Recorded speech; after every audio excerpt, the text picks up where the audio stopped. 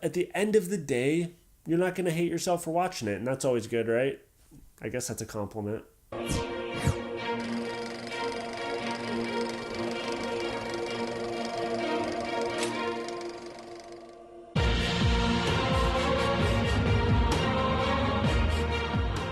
Hey everybody, welcome to KM Reviews. I am Niddleman. Now I know it's been a few months since I was putting out movie reviews pretty consistently, but that's because I've been pursuing acting myself, as well as just life in general getting in the way. But I do have my new little setup here. You may see it getting tweaked over time as I adjust things and get more posters and whatever, but this is what it's going to be for now. But as of now, coming back into this, my first review is going to be Peter Rabbit.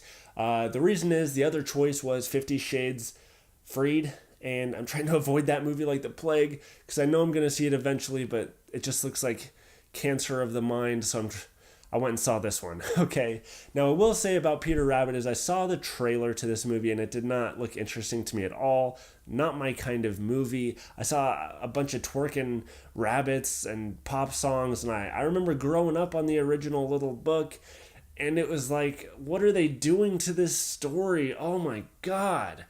But I will say I was actually pleasantly surprised. This movie is not just a bunch of twerking bunnies the whole time.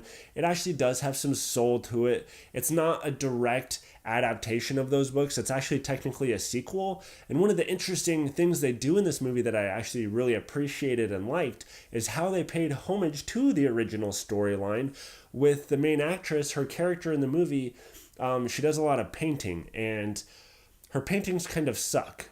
But what she does as a hobby from that kind of painting is she draws her little rabbit friends and, does paintings of them. And it's actually stills from those books we grew up on. And they kind of do some flashbacks of these rabbits' histories using that animation style. And it was an interesting creative way to show that they are honoring the original story, but this is a new story. And it's definitely up to date for the 2018 generation of kids. It's a little cartoony and goofy. The acting is a little bit over the top. There are pop songs and stuff in it.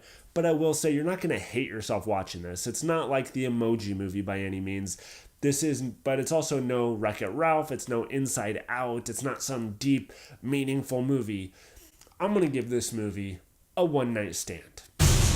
Not a bad one-night stand. It's a good one-night stand, but I don't plan on revisiting this.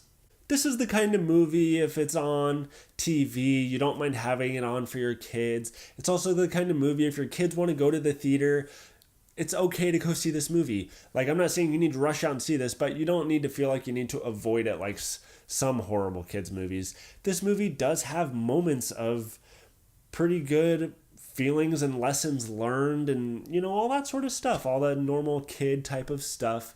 But it is definitely not my kind of movie. It's a little generic as far as the story goes. It's not nowhere near as deep as some of the Pixar movies storylines go or things like that, So listen, guys, I am curious as to what you think of this movie. Would you rather see this or 50 Shades Freed?